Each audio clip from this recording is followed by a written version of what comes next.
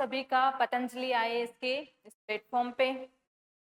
आज हम चर्चा करने जा रहे हैं अभी सीएम अनुप्रीति कोचिंग योजना के जो फॉर्म्स फिल किए जाएंगे उनसे संबंधित जानकारी देने के विषय। सीएम अनुप्रीति कोचिंग योजना से संबंधित है, इससे जुड़ा हुआ है हमारा इंस्टीट्यूट पतंजलि आईएएस, जिसके अंदर आईएएस एंड आरएएस की जो कोचिंग है वो कंप्लीटली प्री प्लस मेंस और फाउंडेशन की हम कोचिंग उपलब्ध करवाई जाती है सभी विषय की पूर्ण रूप से। तो आप सीएम अनुप्रीति कोचिंग योजना के तहत किस प्रकार से अप्लाई करें, कब से कब अप्लाई करें और इसको अप्लाई करने की, आवेदन करने की क्या क्या योग्यताएं होंगी, इसके ऊपर हम एक संक्षिप्त में यहाँ पे चर्चा करने वाले हैं ताकि इसके बारे में आपको एक कंप्लीट इंफॉर्मेशन रहे। तो शुरू करते हैं हम। सबसे पहले जो है मुख्यमंत्री अनुप्रीति कोचिंग योजना के बारे में समझते हैं कि ये योजना क्या है और इसका उद्देश्य क्या है। मुख्यमंत्री अनुप्रीति कोचिंग योजना माननीय जो हमारे मुख्यमंत्री महोदय हैं उनके द्वारा राजस्थान सरकार के द्वारा जो है ये योजना चलाई जा रही है। इस योजना का जो उद्देश्य है वो है जो उद्देश्य है विभिन्न प्रोफेशनल कोर्स एवं नौकरियों के लिए आयोजित होने वाली प्रतियोगी परीक्षाओं की तैयारी कराना और सभी को समान अवसर प्रदान करने के लिए तैयार करना। यानी कि इस योजना का प्रमुख उद्देश्य है कि सभी जो प्रतिभाशाली व्यक्ति हैं, जो प्रतिभाशाली छात्र छात्राएं हैं, वो समान रूप से उनको अवसर मिले अच्छे इंस्टीट्यूट्स के अंदर कोचिंग करते हुए अपने सपने साकार करने का, और उसी उद्देश्य के पूर्ति हेतु राज्य सरकार के द्वारा ये योजना चलाई जाती है। अब हम बात करते हैं इस योजना के तहत नया क्या अपडेट आया है। तो देखिए, हाल ही में जारी सर्कुलर के अनुसार इंफॉर्मेशन जो डाली गई है राज्य सरकार के द्वारा, उसके तहत कोचिंग करने हेतु जो इच्छुक अभ्यर्थी हैं वो ऑनलाइन आवेदन कर सकते हैं। यहाँ पे सबसे पहली बात जो है, पॉइंट नंबर 1 आपको ये समझना है कि आवेदन जो है वो शैक्षणिक सत्र 2022-23 के लिए है। अभी जो आने वाला शैक्षणिक सत्र है जुलाई से, उसकी बात की जा रही है यहाँ पे, पिछले वाले की नहीं और 23 के 24 वाले शैक्षणिक सत्र की नहीं, हम बात कर रहे हैं 2022-23 के शैक्षणिक सत्र हेतु आवेदन करने की कोचिंग के लिए। तो सबसे पहला पॉइंट, ये कौन से सत्र के लिए है? ये है आपकी फिलहाल 2022-23 वाले के लिए हम चर्चा करें। कोचिंग करने के लिए जो इच्छुक अभ्यर्थी हैं वो ऑनलाइन माध्यम से, यानी कि आवेदन करने का जो प्रकार है वो आपका ऑनलाइन आवेदन है यहाँ पे, और इसके लिए जो तिथि निर्धारित की गई है, ऑनलाइन आवेदन की जो तिथि है वो है आपकी 1 जुलाई 2022 से 31 जुलाई 2022, यानी कि जुलाई का जो महीना है उसके अंदर आपको आवेदन करना है। 1 जुलाई से लेकर के 31 जुलाई के बीच में आपको आवेदन आप ऑनलाइन माध्यम से कर सकते हैं। और मेरी पर्सनल एडवाइस कि लास्ट मिनट जो है उसका वेट ना कीजिएगा, थोड़ा आप पोर्टल खुलते ही अपने जो है उपलब्ध दस्तावेजों के साथ में समयबद्ध तरीके से आप आवेदन कर देंगे तो आपको साथ में ये भी पता रहेगा कि आपके कोई दस्तावेज में कमी है, कोई डॉक्यूमेंट में कमी है, तो आप उसको समय पूर्ण तरीके से पहले ही आप उसको पूर्ण करके आवेदन कर सकते हैं। तो इसमें लास्ट मिनट हरी रखने का या लास्ट मिनट तक अपने आप को खींचने का कोई आप उसमें थोड़ा नुकसान हो सकता है। तो अगेन आई एम सेइंग 1 जुलाई से लेकर के 31 जुलाई के बीच में आप आवेदन कर सकते हैं। नेक्स्ट इंफॉर्मेशन ये है हमारी कि इस आवेदन के लिए, यानी कि इस जो अनुप्रीति कोचिंग योजना है इसके अंदर सही अभ्यर्थी वो होंगे जो निर्धारित आय सीमा में उनके परिवार की आय होगी। अनुप्रीति कोचिंग योजना के लिए जो एलिजिबल कैंडिडेट्स हैं, जो एलिजिबल हैं, उनकी आय सीमा किस प्रकार से निर्धारित की गई है। तो सबसे पहले हम आय सीमा पे बात यदि करें तो अभ्यर्थी के माता पिता माता पिता की स्थिति की बात कर रहे हैं। यदि माता पिता नहीं है तो अभिभावक और अभिव्यर्थी की स्वयं की कोई आय है। मान लीजिए अभिव्यर्थी किसी पर्टिकुलर जॉब में लगा हुआ है, खुद भी किसी भी निकाय में, बोर्ड में, किसी राज्य सरकार के उपक्रम में, जहां पर भी वो लगा हुआ है अभ्यर्थी खुद भी, तो यहाँ पे दो तीन चीजें मैं एक बार अच्छे से क्लियर कर दूं। अभ्यर्थी के माता पिता नहीं होने की स्थिति में अभिभावक, तो मान लीजिए कि पहला केस है, तो पहले केस के अनुसार यहाँ पे कंडीशन बनती है माता पिता यानी कि माता व पिता प्लस यदि अभ्यर्थी खुद भी जॉब में है तो, यदि अभ्यर्थी खुद भी जॉब में है तो अभ्यर्थी, इनकी तीनों के मिलाकर के जो आय है वो 8 लाख रुपए से कम होनी चाहिए।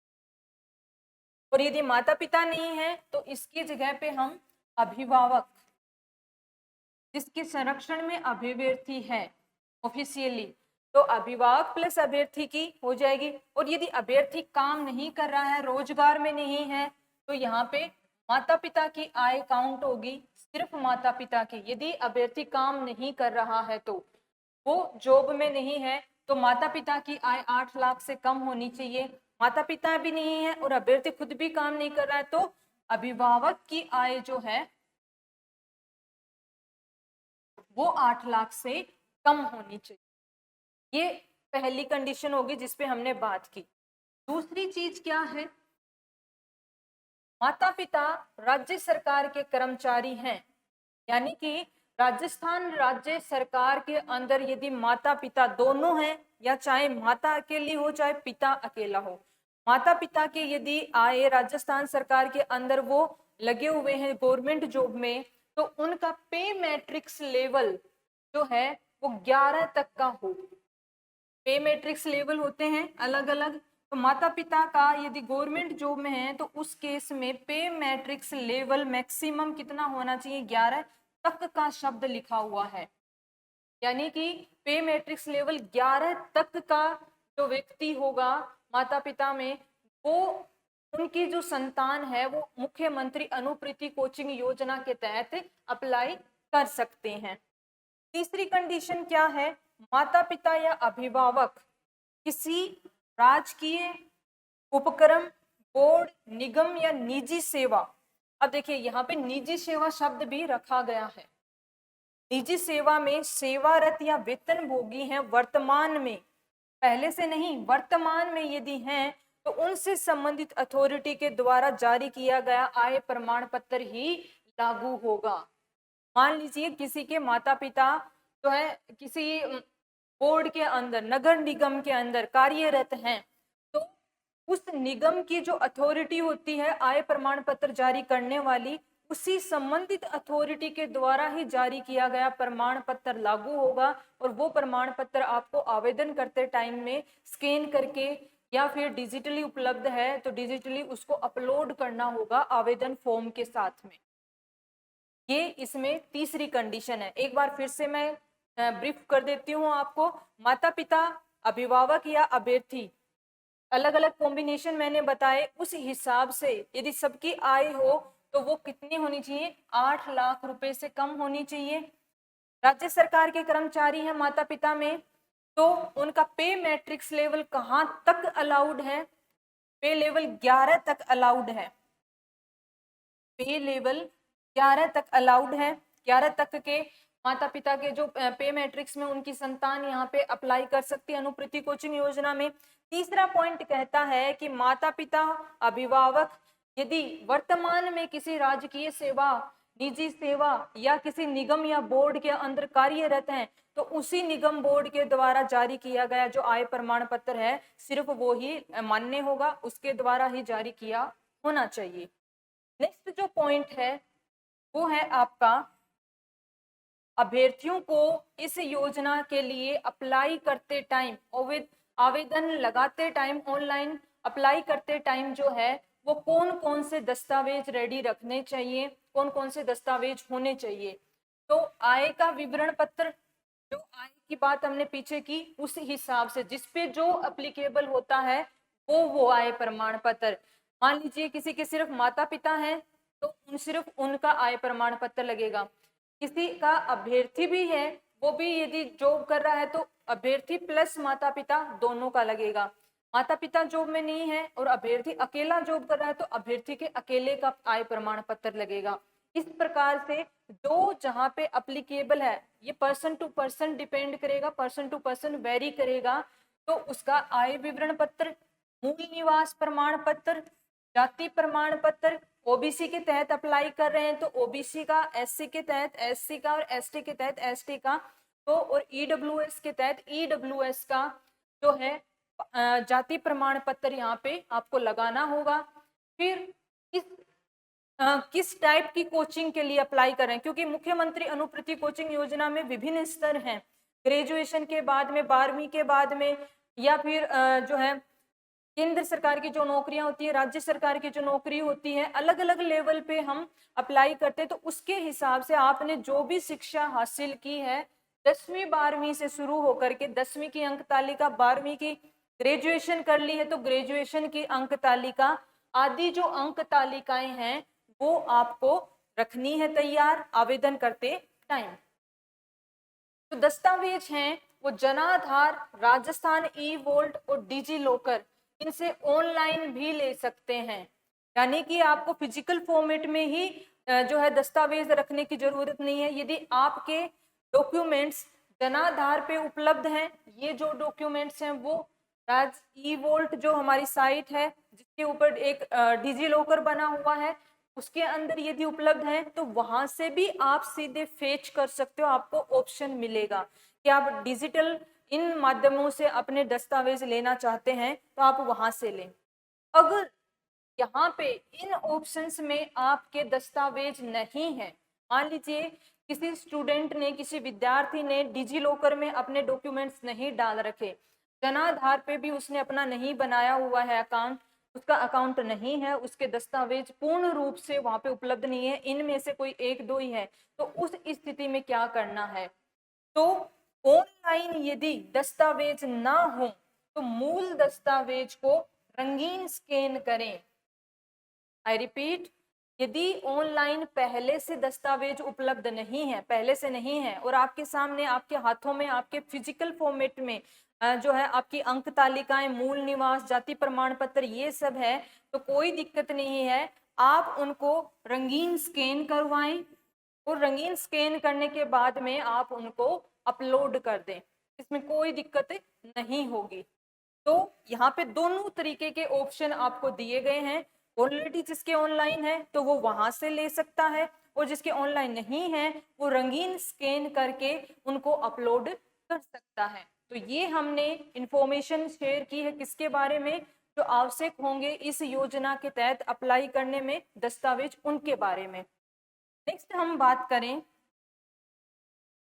कि आवेदन की जो प्रक्रिया है वो कहाँ पे किसके तहत आप कर सकते हैं। तो देखिए, आवेदन जो है ऑनलाइन माध्यम से एसएसओ पोर्टल पे जाइए, जहाँ पे प्रत्येक जो है एसएसओ आईडीज बनी हुई हैं, वहाँ पे एसएसओ पोर्टल में जा करके उसमें एक अंदर आपको पोर्टल ऐप मिलेगी, एसएमएस ऐप जो होगी, वहाँ पे आप इसके ऊपर क्या कर सकते हैं, अप्लाई कर सकते हैं। बाकी इस योजना से संबंधित जितनी भी इंफॉर्मेशन है, एक्स्ट्रा निर्देश हैं, किसी को पॉइंट टू पॉइंट आय प्रमाण पत्र से संबंधित निर्देश चाहिए, किसी को पॉइंट टू पॉइंट ये जानना है कि उसकी ग्रेजुएशन अभी ही कंप्लीट हुई है लेकिन उसके दस्तावेज कंप्लीट नहीं आए हैं, तो इन सब से संबंधित जो है इंफॉर्मेशन, कंप्लीट निर्देश जो है, विस्तृत दिशा निर्देश वो www.sje.rajasthan.government की जो वेबसाइट है, इस वेबसाइट के ऊपर जा करके इस योजना से संबंधित जितने भी दिशा निर्देश हैं उनको डिटेल में प्राप्त कर सकते हैं। तो आप इस योजना के लिए एलिजिबल हैं, बहुत बधाई हो आप इस चीज के लिए, आप अप्लाई कीजिए और इससे रिलेटेड कोई अन्य इंफॉर्मेशन की रिक्वायरमेंट होगी तो भी आप वहां पे इस पे जा करके ले सकते हैं और इस योजना का लाभ उठा सकते हैं। Thank you so much.